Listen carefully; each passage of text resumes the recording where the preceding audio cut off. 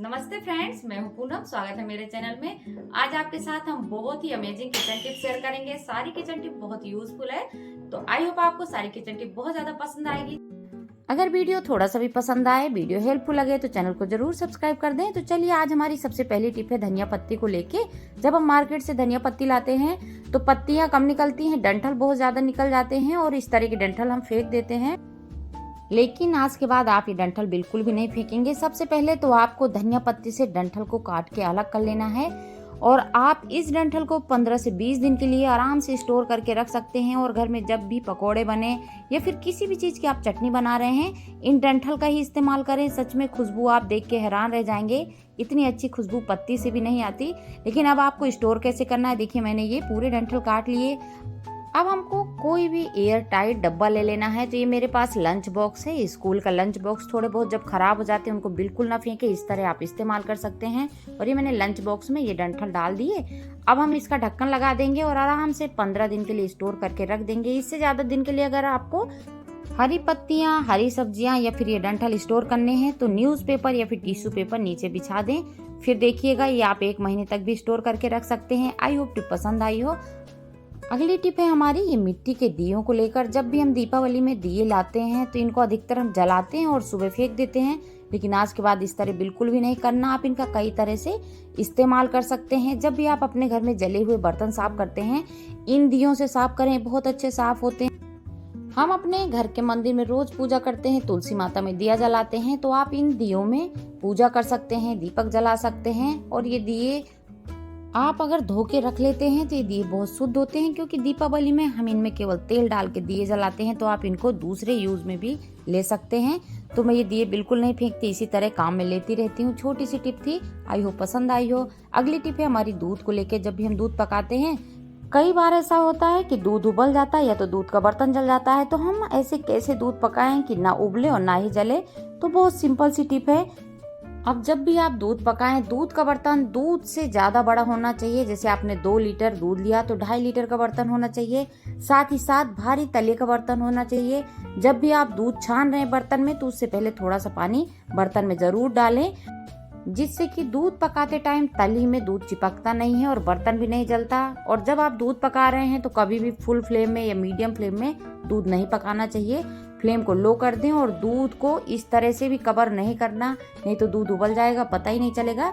हमको इस तरह की छन्नी से दूध कवर करना है। अगर आप ये छोटी छोटी सी टिप अपनाते हैं तो दूध परफेक्ट पका पाएंगे। आई होप ये टिप भी पसंद आई हो। अब चलते हैं अगली टिप के साथ, और ये हमारी पर्स को लेके। हम अपने घर में हमेशा पर्स का तो इस्तेमाल करते ही रहते हैं, लेकिन जब पर्स थोड़े पुराने होते हैं उसमें थोड़ी सी स्मेल आने लगती है और ये मॉइस्चर पकड़ लेते हैं।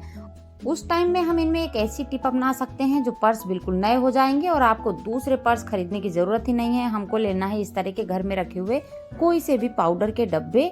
तो जो भी आपके पास पाउडर रखा हुआ है वो पाउडर आप इस तरह से थोड़ा सा पर्स में छिटक दें। बस थोड़ा सा स्प्रिंकल करना है, बहुत ज्यादा नहीं डालना। हाथ के हेल्प से थोड़ा सा पूरे पर्स में इस तरह से पाउडर को फैला देना है। अब आप चैन बंद कर दें, आप देखेंगे पर्स में बहुत अच्छी खुशबू आएगी, साथ ही साथ मॉइस्चर खत्म हो जाएगा। ये छोटी सी टिप अपना के आप बहुत सारे पैसे बचा सकते हैं। आई होप आपको टिप पसंद आई हो। और साथ ही साथ चलते हैं हम अपनी अगली टिप के साथ, और ये है हमारे बिंदी के पत्तों को लेके। बहुत ही इंपॉर्टेंट टिप। जब हम बिंदी लगाते हैं तो बिंदी के पत्ते जब खाली हो जाते हैं, बिंदी खत्म हो जाती है, हम उन पत्तों को फेंक देते हैं।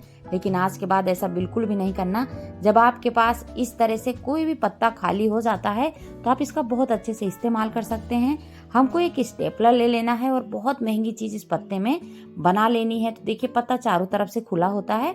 तो सबसे पहले हमको पत्ते को कवर करना है, पंच करना है। तो हमको देखिए इस तरह से स्टेपलर लगा देना है। तो मैंने 2, 3 और इधर से 2, 5 स्टेपलर इस पत्ते में लगा दी है। बस केवल आपको 5 पिन की जरूरत है और ये बहुत महंगी चीज बनके तैयार हो गई। हम लोग अपने पर्स में कार्ड इस तरह फैला के रखते हैं कि एंड टाइम में हमको हमारे कार्ड कोई से भी नहीं मिलते। तो आज आपको कार्ड पूरे पर्स में नहीं फेंकने हैं। हमने अपने इस बिंदी के पत्ते से कार्ड होल्डर बना दिया और आप इस बिंदी के पत्ते में 6 से 7 कार्ड आराम से डाल सकते हैं। और अब जब भी आप मार्केट जाएंगे तो आपको अपने पर्स में सब जगह ढूंढना नहीं पड़ेगा। बस आप ये कार्ड होल्डर निकालिए और अपने कार्ड को यूज करिए।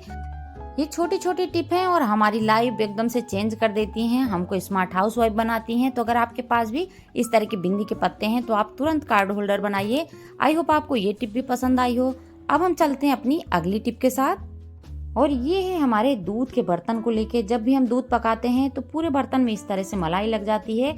अब ये मलाई खाने वाला घर में कोई नहीं होता और ये दूध का बर्तन अधिकतर धोने में रख दिया जाता है, जो कि बहुत गलत बात है। लेकिन आज हम इसका बहुत ही अलग तरीके से यूज करेंगे और आज के बाद आप भी इस टिप को अपनाने वाले हैं, क्योंकि ये बहुत यूजफुल टिप है। तो हमको दूध के बर्तन में थोड़ा सा आटा डाल देना है। आप दोनों टाइम आटा तो गूंदते ही हैं, हम सबके घर में रोटियां बनती हैं, तो बस वही आटा आपको इस दूध के बर्तन में गूंदना है। अगर आप पूड़ी बना रहे हैं, रोटी बना रहे हैं, पराठे बना रहे हैं, सच में आपको लगेगा कि आपने मोयन डाला है। इतनी सॉफ्ट रोटियां बनेगी, इतनी सॉफ्ट और फूली फूली रोटियां बनने वाली हैं कि आपको एक रोटी की भूख होगी तो आप 2 रोटी खा जाएंगे। एक बार इस टिप को जरूर अपनाइएगा, और जब भी आप इसकी पूड़ियां बनाएंगे इतनी फूलेंगी जैसे आप बैलून फुला रहे हैं। तो ये देखिए, हमने पूरी तपेली में अच्छे से आटा लगा लिया। अब इसमें बिल्कुल मलाई नहीं है।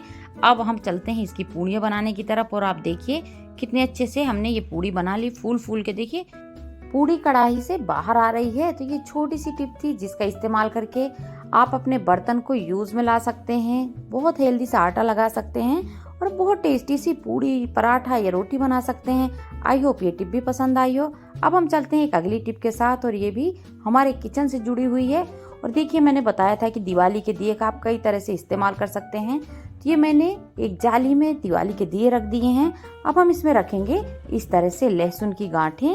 अब आप सोच रहे होंगे कि पूनम ये क्या कर रही है, तो आपके लिए आज मैं बहुत ही इम्पोर्टेंट और बहुत ही शानदार टिप लेके आई हूँ। हमने देखिए सारे दिए में एक एक गांठ रख दी। अब हमने गैस को ऑन कर दिया। अब हमको इस तरह से चारों तरफ घुमाते हुए लहसुन की गांठ को अच्छे से सेक लेना है, जिससे कि गांठ थोड़ी थोड़ी काली पड़ जाए, छिलका थोड़ा सा जल जाए। इस तरह बहुत ज्यादा नहीं सेकना, बस हल्का हल्का इस तरह से गरम कर लेना है।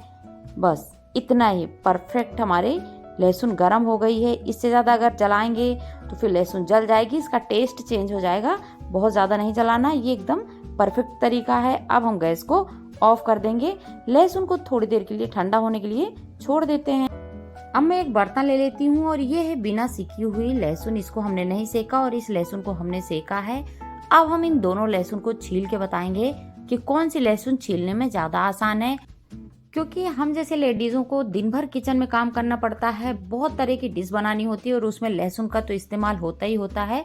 जब हम लहसुन छीलते हैं बहुत ज्यादा टाइम जाता है, लगता है काश कोई लहसुन साफ करके रख दे। तो मैंने लहसुन छीलने के और भी तरीके आपके साथ शेयर किए हैं, लिंक आई बटन में दे दूंगी। लेकिन आज आपके साथ लहसुन साफ करने का बिल्कुल नया तरीका लेके आई हूँ। अगर आप इस तरीके से लहसुन साफ करते हैं तो चुटकियों में लहसुन साफ कर लेंगे। सच में हाथ में ना तो दर्द होगा, ना ही बिल्कुल टाइम लगेगा। लेकिन देखिए, मैं अभी बिना सिकी हुई लहसुन छील रही हूँ, कितनी मेहनत लग रही है। आप देख सकते हैं कितनी देर में मैंने केवल 2 पीस लहसुन छीले। लेकिन हम ये जब सिकी हुई लहसुन छीलेंगे तो आपको सेक के तुरंत नहीं छीलना, थोड़ी सी ठंडी करके ही छीलना है। देखिए, हाथ लगाते ही सारी लहसुन की कलियां अलग हो गई, और आप देखेंगे चुटकियों में मैं ढेरों लहसुन साफ कर लूंगी। और ये बहुत आसान तरीका है लहसुन साफ करने का। जब भी आप लहसुन छील रहे हैं तो आप लहसुन को थोड़ा सा गरम कर लें, या तो आप तवा में गरम कर लें, कढ़ाई में गरम कर लें। उसके बाद जब आप लहसुन छीलेंगे तो बहुत इजीली छिल जाएगी। आई होप आपको सारी टिप पसंद आई हो। अगर टिप अच्छी लगी हो तो चैनल को जरूर सब्सक्राइब कर लें। आज के लिए इतना ही। आपकी पूनम आपसे फिर मिलेगी एक नई वीडियो के साथ। तब तक take care and bye bye.